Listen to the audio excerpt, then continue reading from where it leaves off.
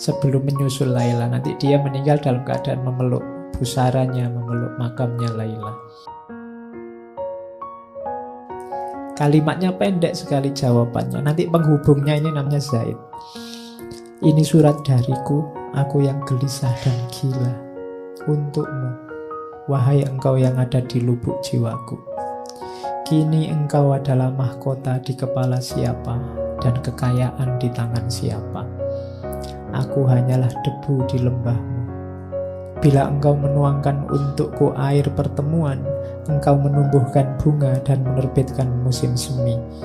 Namun bila aku memperolehmu dan tak lagi berpisah jauh darimu, bumi ini tak akan menumbuhkan apapun selain debu. Lihatlah, aku adalah tawanan yang terbelenggu. Jadi ini ketidakberdayaan seorang Qais. Ingin sekali ketemu Laila, tapi sekarang dia tidak percaya lagi dengan dirinya sendiri. Kalau aku bersama Laila, jadi apa Laila? Kalau aku tidak berpisah denganmu, bumi ini tak akan menumbuhkan apapun selain debu, karena aku sudah seperti ini sekarang. Tidak pantas lagi dengan dirimu. Jadi itu juga hiburannya Qais pada Laila. Maka Laila tenang saja, tidak apa-apa. Jadi itu peristiwa kiamatnya Qais ketika pernikahannya Laila. Ya nanti masih ada cerita, misalnya Qais ketemu, saya bilang tadi Nawfal. Nawfal ini ketua suku. Ketua suku yang ingin membela Qais. Dia ngerayu-ngerayu ayahnya Laila, tidak dikasih. Akhirnya sudahlah, perang saja. Jadi di Laila Majnun ada peristiwa peperangan antara kubunya Nawfal, Syekh Nawfal dengan sukunya orang tuanya Laila. Sukunya orang tuanya Laila kalah. Cuma waktu perang ini Qais sebenarnya tidak ingin perang.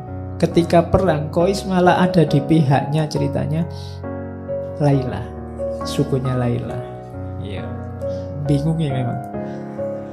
Jadi karena bagi Qais sukunya Laila tadi kan ditanda-tanda semua yang berhubungan dengan Laila dia sayangi juga. Jadi Qais ini ceritanya ikut bantu mengobati yang sakit, yang luka, tapi dari kubu Laila. Itu yang membuat Nawfal bingung. Iya. Ya, terus begitu terakhir ayahnya jadi tawanan, katanya ayahnya, nyawaku, sukuku, putriku, ya karena aku kalah terserah mau kamu apain aja. Permintaanku satu, kalau aku disuruh menikahkan anakku dengan Qais, tidak.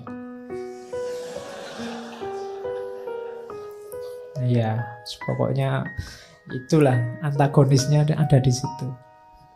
Jadi kalau Qais enggak, itu kehormatan suku kalau bagi ayahnya Laila. Jadi, mbok ini semua suku kamu jadikan budak, bahkan Laila kamu kawini sendiri, aku kamu bunuh nyawaku, iya, tapi anakku tidak akan kuizinkan dinikahi oleh Qais. Oke, itu di antara ceritanya begitu sampai nanti Laila menikah dan suaminya memang tidak boleh menyentuh Laila sama sekali, sampai saya tidak tahu yang meninggal duluan suaminya Laila. Tidak mungkin dia ngenes juga tidak boleh menyentuh Laila. Karena sudah tua memang suaminya. Jadi sudah tua, kawin sama yang muda, tapi tidak boleh menyentuh.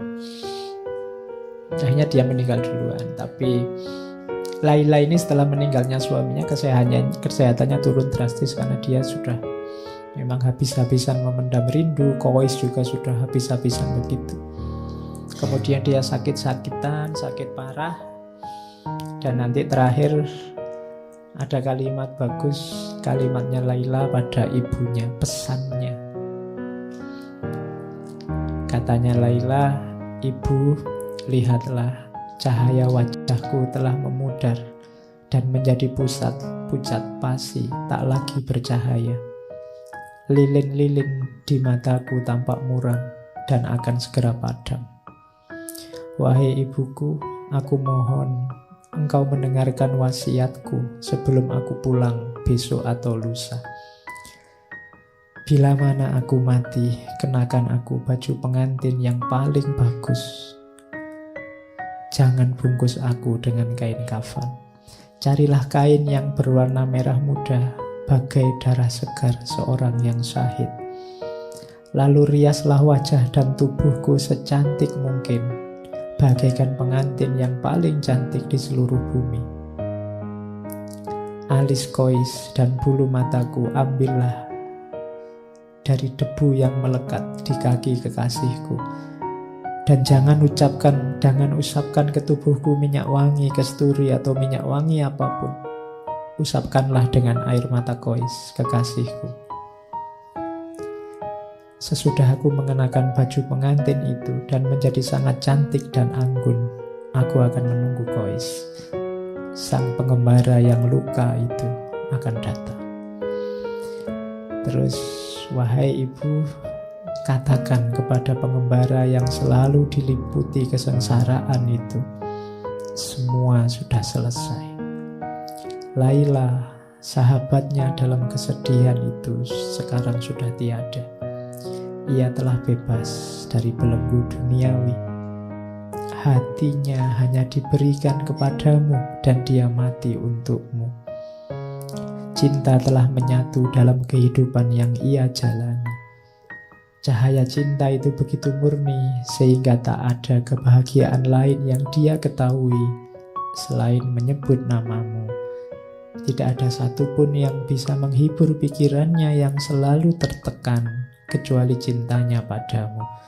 Dan dengan cinta itu, jiwanya yang lembut telah pulang ke alam keabadian. Semua berkahnya hanya untukmu. Ini pesan terakhirnya Laila lewat ibunya. Kemudian Laila meninggal. Bisa dibayangkan bagaimana kondisinya Kois. Dia pingsan berhari-hari. Iya, pingsan berhari-hari. Terus setelah itu dia lari-lari ke makamnya Laila. Dan setelah itu dia tidak kemana-mana lagi, hanya ada di makamnya Laila. Pekerjaannya tiap hari memeluk nisan dan makamnya Laila. Dan ini kalimat terakhirnya. Sebelum menyusul Laila, nanti dia meninggal dalam keadaan memeluk pusaranya, memeluk makamnya Laila. Engkau telah keluar dari kehidupan yang membingungkan ini. Dunia adalah rangkaian pengkhianatan dan perselisihan yang tidak pernah berakhir. Dan aku berharap engkau dapat segera melepaskan belenggu di kakiku dan memuaskan dahagaku dengan minuman cinta yang memabukkan. Di sana kita akan segera bertemu dalam kebahagiaan abadi. Lilin yang menyinari hidup kita akan semakin bersinar dengan nyala yang lebih terang. Cinta kita akan bercampur dengan cahaya keabadian. Ya Allah, dengarlah hamba-Mu. Dalam tatapan cinta, bebaskanlah dia dari segala penderitaan yang menimpanya selama ini. Atas nama-Mu, rengkuhlah dia dalam pelukan-Mu. Ya Allah, tunjukkanlah kasih sayang-Mu, tunjukkanlah kebesaran-Mu pada diriku ini. Pertemukanlah segera aku padanya. Tidak ada lagi yang dapat kupertahankan di dunia ini setelah jiwaku satu-satunya Engkau panggil. Setelah itu tidak ada. Jadi mereka berdua meninggal. Itu akhirnya Laila Majnun.